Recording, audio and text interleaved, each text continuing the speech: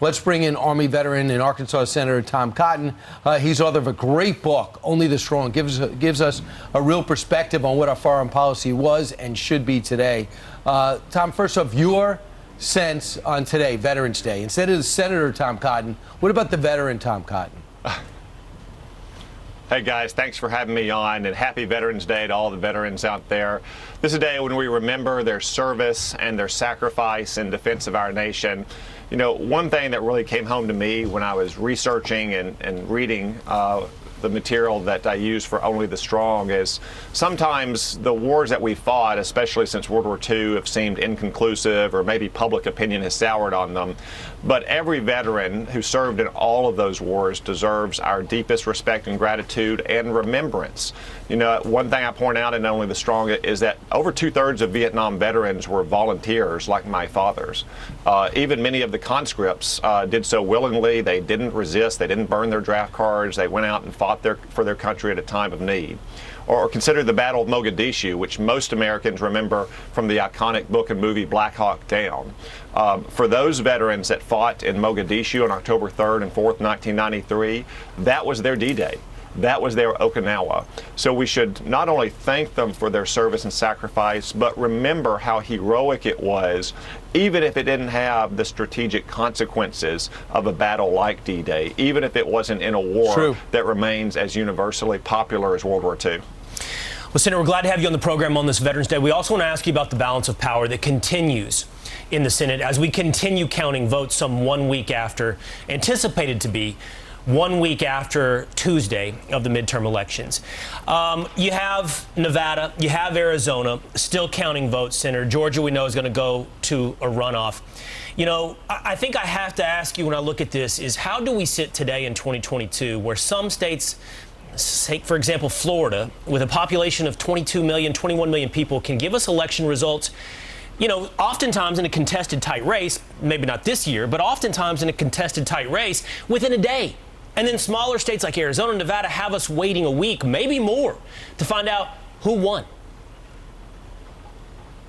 Yeah, well, it's mystifying. The people of Arizona and Nevada deserve a lot better than the electoral system the politicians in those states have delivered to them. In fact, our nation deserves better when you have the fate of power in Congress hanging in the balance.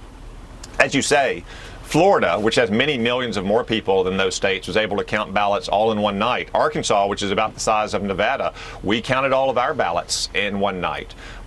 These states need to take a hard look at their election laws, just like Florida did 20 years ago. You know, after the 2000 presidential election, I think many leaders in Florida were embarrassed about what had happened.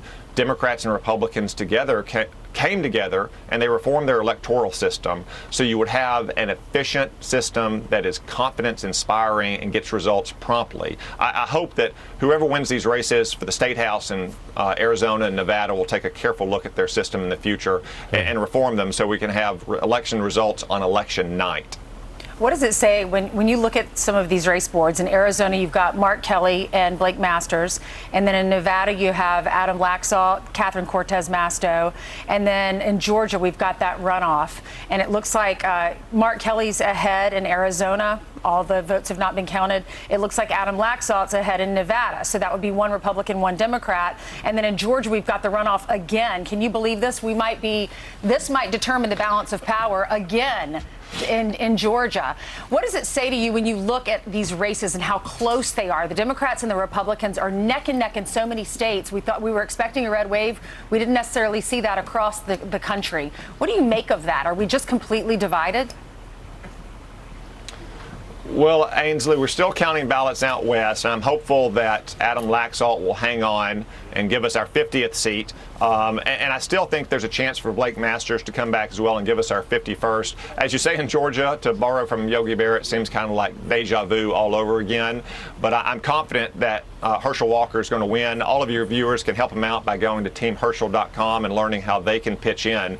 But as you say, Ainsley, we're a closely divided nation. And that's one reason why we work so hard in these campaigns to turn out the voters who share our views about America's future and what we all hold dear. We had some really great results all around the country. I mean, if you look at Ron DeSantis and Marco Rubio's victories in Florida and the congressional candidates they helped win, or governors who delivered strong strongly for their people, like Brian Kemp in Georgia and Kim Reynolds in Iowa, Mike DeWine in Ohio.